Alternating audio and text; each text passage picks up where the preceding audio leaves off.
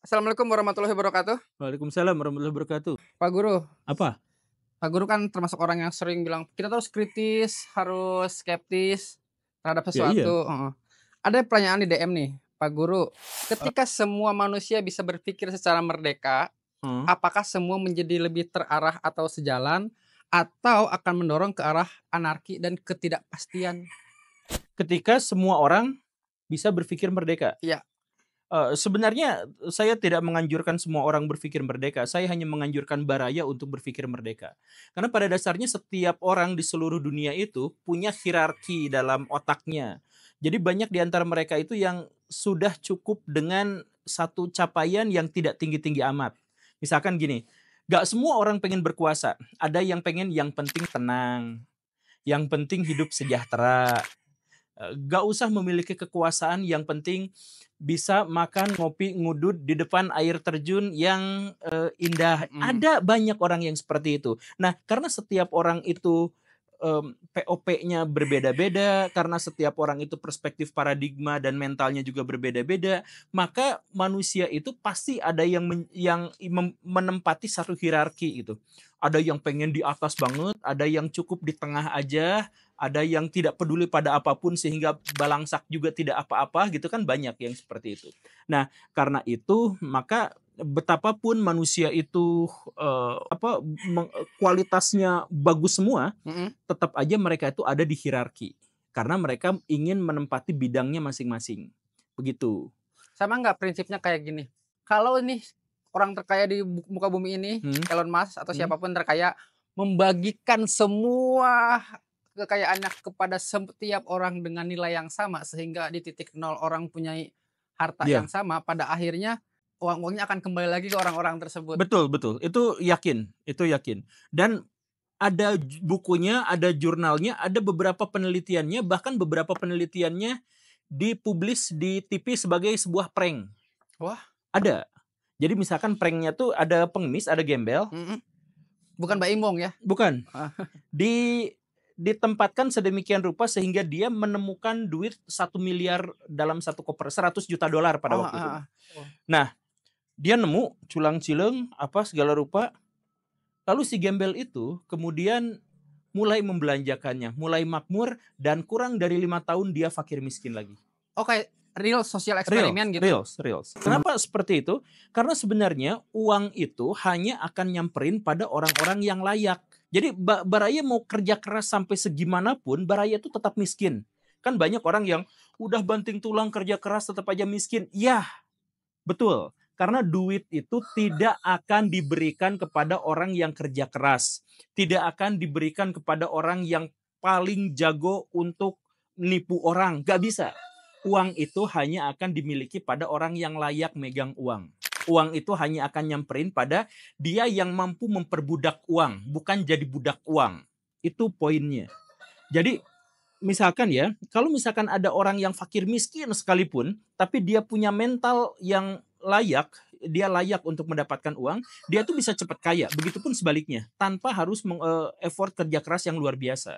Karena apa? Karena uang itu yang penting tuh bagaimana cara memilikinya, bagaimana cara mengelolanya, dan bagaimana cara memperbudaknya.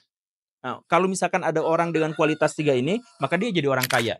Tapi kalau misalkan sebaliknya tidak, ya habis-habisan. Makanya yang paling penting itu adalah ilmu tentang mengelola uang, ilmu tentang mendapatkan uang, ilmu tentang kapitalisasi, ilmu tentang menguasai aset, bukan ilmu bekerja keras habis-habisan mencari nafkah 24 jam hanya untuk menafkahi keluarga. Bukan gitu rumusnya. Ya, saya percaya tuh kadang cari uang tuh saya ngerasa ya lebih gampang dibanding mengelola uang itu Iya, sendiri. betul. Karena ada ego, Iya.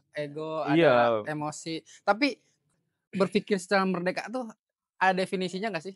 Berpikir merdeka itu artinya kita tidak menempatkan otoritas orang lain, sebagai satu-satunya pedoman dan pegangan pikiran kita gitu. Jadi misalkan nih, ini banyak kolom komentar di netizen itu yang ngomongnya kayak gini, misalkan ya Mhm. mengkritik saya, "Anda itu guru gembul bukan siapa-siapa, ini kan pemikirannya bertentangan dengan Gus Baha." Nah, orang seperti itu tuh perpikirannya dangkal. Maksudnya Gus Bah itu ilmuwan, Gus Bah itu adalah ulama, tetapi menjadikan beliau sebagai patokan satu-satunya untuk kemudian menyangkal pendapat orang lain artinya apa? Baraya itu hidupnya tidak merdeka, pikirannya tidak merdeka tapi dicantolkan pada pihak lain. Biasanya mereka itu adalah orang yang gagal berpikir mandiri dan nggak tahu caranya berpikir mandiri, sehingga dia harus ada orang lain, ada pihak lain yang bisa menjadikan sandaran, gantelan gitu. Kurang lebihnya seperti itu gitu. Atau misalkan, wah Pak Prabowo mah gini gini gini, padahal menurut Pak Renal Kasali kan, nah itu dia tuh ngaco gitu pikirannya. Tapi nggak apa-apa, emang sebagian besar manusia di bumi itu memang diciptakan untuk jadi hamba, diciptakan untuk menjadi pengikut, menjadi pembantu bagi pihak lain. Ya semua orang atau orang diarahkan ke sana. Makanya saya bilang tadi itu, saya tidak berharap semua orang berpikir merdeka. Saya harap Baraya nih yang nonton channel Guru Gembul itu adalah termasuk orang yang berpikiran merdeka. Seringkali dibilang bahwa pengangguran di Indonesia itu semakin meningkat, semakin meningkat, semakin meningkat, dan sedikitnya lapangan pekerjaan. Iya. Tapi dengan di era sekarang ya, kerjaan tuh nggak formal. Hmm. Yang didefinisikan sebagai pengangguran tuh yang seperti apa? Apakah yang pure tidak berpenghasilan atau yang pekerjaannya nggak formal gitu, nggak ke kantor? Karena kan kalau nyari kerja tuh kebanyakan tuh ya ke kantor, ke pabrik, ke retail, jaga toko. Ketika lulus tuh pakai hitam putih. Ya, makanya sebenarnya definisi pengangguran juga cukup, dan kalau tidak salah KBBI dan pemerintah Indonesia juga sudah punya definisi yang jelas. Jadi ada pengangguran misalkan yang tidak kerja di sektor formal. Definisi pengangguran itu bukan tidak berpenghasilan, tetapi tidak bekerja yang memberikan penghasilan. Tidak bekerja yang menghasilkan penghasilan. Tidak bekerja yang memberikan penghasilan, itu pengangguran. Jadi kalau misalkan kita berkarya, misalkan melukis, nah itu kadang-kadang dapat duit, kadang enggak. Tapi itu tidak disebut kategori pengangguran. Karena kadang-kadang dapat penghasilan dari melukis itu, tapi tidak pasti. Nah, kayak gitu. Tapi kalau semua orang kreatif, apakah pengangguran juga bisa nol? Karena ada video ini Pak Guru. Oke, kita lagi bersama kakak yang lagi sewa powerbank. Kita mau nanya-nanya sebentar aja. Kenapa kepikiran untuk sewa powerbank ke konser? Karena kalau nonton konser itu sampai malam, jadi kan untuk powerbank ya harus baterainya. Sedangkan nggak semua orang punya bawa powerbank. Oh gitu. Dia tuh setahun setengah Pak Guru usaha datang ke konser-konser, nyewain powerbank dengan 50.000, dan kadang powerbanknya dibawa tapi dikembalikan lewat Gojek dan lain-lain. Itu kan orang-orang kreatif. Pak Guru tahu nggak, suka ada yang ngamen live TikTok, bahkan dibelokkan ke arah sana itu ada sepanjang hari. Ada juga di desa yang petani semuanya berubah jadi tukang joget. Itu kan kreatif, jadi dia berpenghasilan gitu. Apakah setiap orang ketika kreatif seperti itu bisa berpenghasilan? Itu kreatif dan adaptif, dan itu bagus. Maka memang sangat disarankan kita itu jangan nuntut terus pada pemerintah, karena kita tidak bisa mengharapkan orang yang tidak bisa diharapkan. Jadi kita memang harus bisa sangat kreatif dan adaptasi, apalagi zaman sekarang itu adalah zaman yang cepat berubah. Justru kalau kita misalkan hidup di sektor formal, lebih berpotensi kita akan rusak hidupnya. Atau stuck juga? Stuck, berhenti berkembang. Makanya memang harus kreatif. Nah, apakah kalau misalkan semua orang kreatif maka pengangguran itu akan hilang? Iya, kalau semua orang kreatif. Sama seperti tadi kalau semua orang. Iya, kalau semua orang. Tapi gini nih rumusannya. Baraya, di Indonesia itu ada lembaga-lembaga, ini penting ya garis bawah ini. Ada lembaga, bahkan ada institusi yang mengajak kita untuk tidak kreatif. Wah, mengharamkan kita untuk kreatif. Ada guru ngaji. Ada anak yang berpikiran begini, jangan berpikir seperti itu. Itu kan berarti menghalangi kreativitas. Dan akhirnya apa?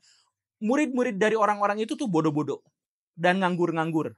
Dan tukang minta nasi bungkus. Dan coba misalkan kita lihat. Ini penting. Kita bandingkan antara orang Amerika Serikat dengan orang Arab. Misalkan ya. Dua bangsa itu sama-sama kaya raya. Tapi ada perbedaan mendasar. Orang-orang kaya Amerika Serikat, dia tuh relatif tidak banyak membutuhkan pembantu. Jadi ketika mereka lagi kesulitan, saya kaya raya, saya bingung siapa yang mau motong rumput. Mereka tuh bingung kan seperti itu. Maka hal pertama yang mereka pikirkan itu adalah menciptakan alat-alat untuk potong rumput. Menciptakan teknologi. Kan gitu. Orang Amerika Serikat kesulitan. Mereka mikir untuk menciptakan alat-alat. Coba datang ke Arab Saudi. Kebalik. Ketika mereka kaya, mereka menghadapi kesulitan. Yang pertama mereka pikirkan itu adalah bagaimana cara mereka menemukan pembantu. Panggil pembantu. Bener kan? Nah, inilah yang akhirnya menghasilkan peradaban. Jadi Arab Saudi sekaya apapun mereka nggak jadi negara maju. Karena tidak ada kreativitas. Kenapa tidak ada kreativitas? Dimulai dari mental orang-orang yang kaya tadi itu. Jadi kamu jangan mikir kayak gitu. Hati-hati kamu mikirnya kayak gitu. Gini, akhirnya si otak tuh mentok gitu. Ketika ada kesulitan, cari pembantu. Sedangkan orang Amerika Serikat dibiarkan berpikir bebas. Ketika mereka dihadapkan pada sebuah masalah, waduh masalahnya seperti ini, apa solusinya? Mikir, datang ke laboratorium, mikir bikin sketsa untuk bikin ini itu dan sebagainya, dan akhirnya mereka menciptakan produk-produk. Sampai sekarang di Amerika Serikat itu temuan teknologi di Amerika Serikat itu bukan per hari, per jam. Bahkan per menit mereka bisa menemukan produk-produk baru karena jumlah penduduknya banyak. Apalagi Cina. Itu luar biasa banyak sekali. Nah di Arab, coba setiap kesulitan mereka hadapi dengan cari pembantu. Mereka menemukan gedung baru untuk dibikin, untuk jadi Iya, pariwisata. bikin gedung baru. Siapa arsiteknya? Orang luar. Mereka bikin drone yang bisa dinaikin orang 100 kilogram. Siapa yang bikinnya? Orang luar. Ya itu, jadi mau bikin gedung baru, cari pembantu. Mau bikin apa, cari pembantu. Ya mereka yang kreatifnya, orang-orang luar yang kreatifnya.